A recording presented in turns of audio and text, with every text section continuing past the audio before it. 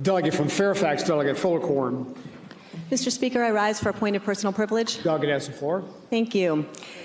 Mr. Speaker, ladies and gentlemen of the House, the opioid epidemic is a disease that has plagued our country in unimaginable ways. On average, 115 Americans die every day from an opioid overdose. It is recognized by everybody, physicians, first responders, public servants, Democrats and Republicans alike, that this is truly an issue that we must address. We cannot ignore it. And with 115 Americans dying every day from overdoses, we have not ignored this.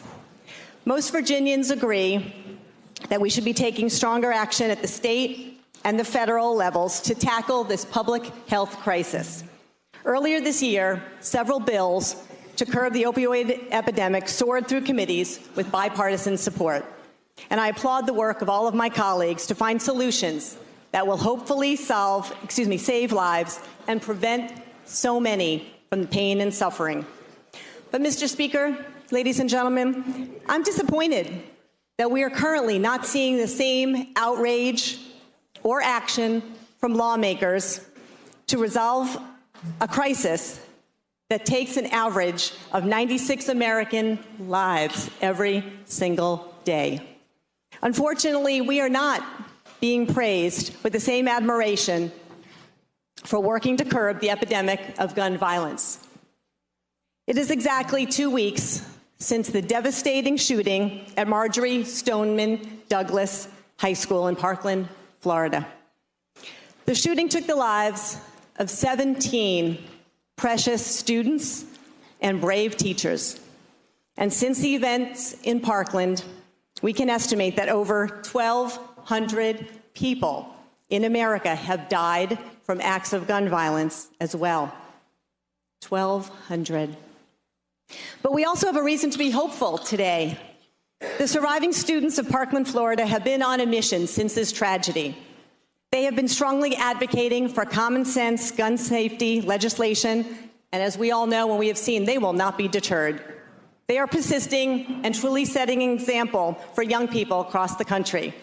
In the last 2 weeks, their efforts to make our society safer has spread throughout the country. I know in my district, and so many of your districts as well, high school students have joined them in solidarity and have insisted that their voices too be heard.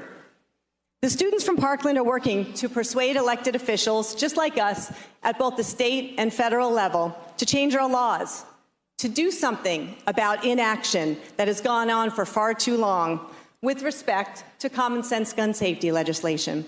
I am so proud of their activism, and I truly hope that their efforts will finally result in change that is so needed, because whatever we are doing, or should I say not doing, clearly is not working. I understand their resolve, as I know you all do too, and they will not be deterred no matter how many obstacles they face. We all personally know here the determination of so many parents of students lost and injured at Virginia Tech to ensure that we too do something about senseless gun violence. We know the resolve of many who have lost loved ones to gun violence, including some of our colleagues here on the floor today. Personally, I too have been touched. My sister survived a workplace shooting. A former coworker entered her workplace with an automatic weapon and took the lives of 7 of her coworkers. Elisa hid under her desk while the gunman chased her colleagues around, shooting them throughout the office. How fortunate we were that my sister survived, not physically harmed. But I cannot imagine a world without her, and 7 of her colleagues are not so fortunate. This past weekend, she came to Virginia to visit, and we had a few moments, some time to catch up and talk. We discussed the pain and the suffering of the students in Parkland. One of her comments literally chilled me to the bone. She says every time she hears of another mass shooting, reads about it, hears about it, sees it on TV, she relives her trauma. She is in disbelief that after so many years since her horrific traumatic experience, that little progress has been made, which could prevent similar workplace shootings, and school shootings.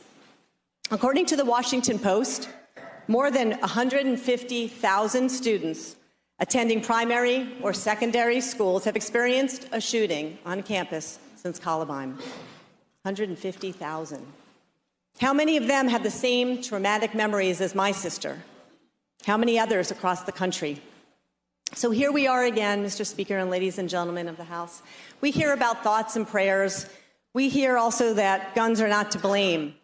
But we have also heard the loud voices of these brave students that survived that day, and young people and parents, brothers and sisters, spouses across the country saying, enough is enough. The activism and call for change is stronger and contains more resolve than I think than all of us have ever seen. It is time to do something about this crisis in our country.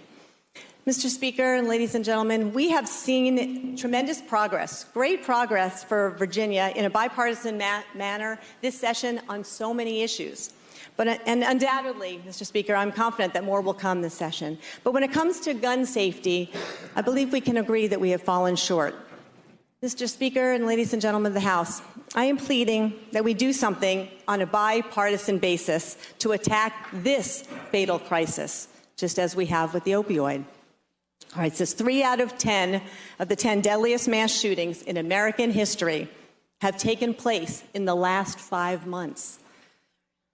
It's time to have a rational and reasonable discussion about gun safety right now this session, whether it's about banning bump stocks or perhaps a bill to prevent those under the age of 21 from buying AR-15s, or maybe it's about allowing individuals for a restraining order to temporarily take away a weapon from an individual until the danger subsides. We can and we need to act.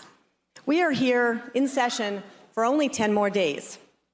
And I know there must be some way to come to an agreement and do something. It doesn't really matter who sits around the table. It certainly does not matter whose name is on the bills. Let's just act this session. We must come together and do something about this crisis. We have the power to make our kids, our family members, our loved ones, all constituents throughout the Commonwealth of Virginia safer. And doing nothing is no longer an option. It's not an option for the voices of change led by the students of Parkland, who actually, as you all know, are returning to their halls today, the halls of their school, which exactly 2 weeks ago they evacuated, single file, petrified for their lives. Doing nothing is not an option for so many young people throughout the country whose message and resolve is getting stronger every single day. I know that through their efforts, they will be successful, Mr. Speaker. And I truly hope, ladies and gentlemen of the House, that we can be part of the change that they want and that so many across the Commonwealth and Virginia and the country deserve and want. Thank you.